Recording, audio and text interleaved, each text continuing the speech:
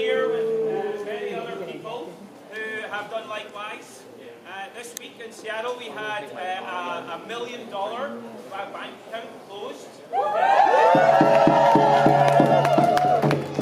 order to stand the Standing Rock. They might not miss my $500, but they may miss that a little bit more. And also the City of Seattle is currently considering an ordinance that was put forward by our City Council member,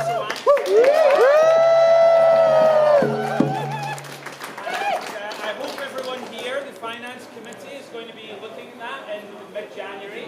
And I hope everyone here is going to let their City Council members know that they're in support of Councilmember Sawant's ordinance that would see the city and its $3 billion of annual turnover sever ties with Wells Fargo because of its funding of the Dakota Access Pipeline. And again, they might miss that more than my $500. But we also have 20 people who have closed accounts over the last few days and who couldn't be here today. We've got more people in there right now.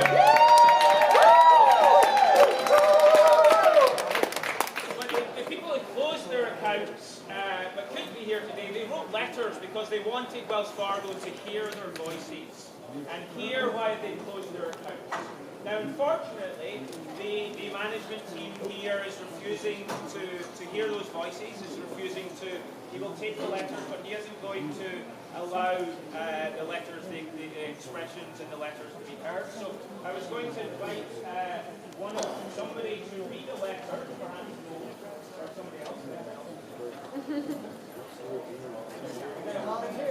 Mo is going to read a letter from somebody who recently closed a Wells Fargo account, and this is why they closed their Wells Fargo.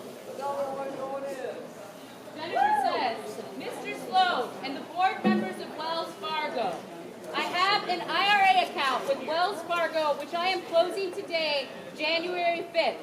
I do not wish my funds to be held by an institution which invests in the Dakota Access Pipeline and the corporations behind the project, Energy Transfer Partners and Sunoco.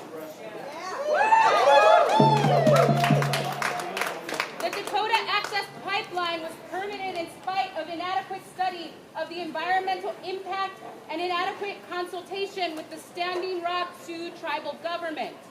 The subsequent illegal and intentional destruction of tribal sacred sites and grossly disproportionate and violent responses to nonviolent protests is not conduct with which I am willing to be associated. The reason for the Standing Rock Sioux protest is, of course, the threat to water supply and to the environment generally. Given that we are at an extremely critical juncture in addressing climate degradation, disregard for the pipeline's impact is extraordinarily short-sighted, not a trait I respect in a financial institution. The thousands of customers that have closed their accounts with the banks investing in this project is a crystal clear signal that it is time to re-examine your investment policies and priorities.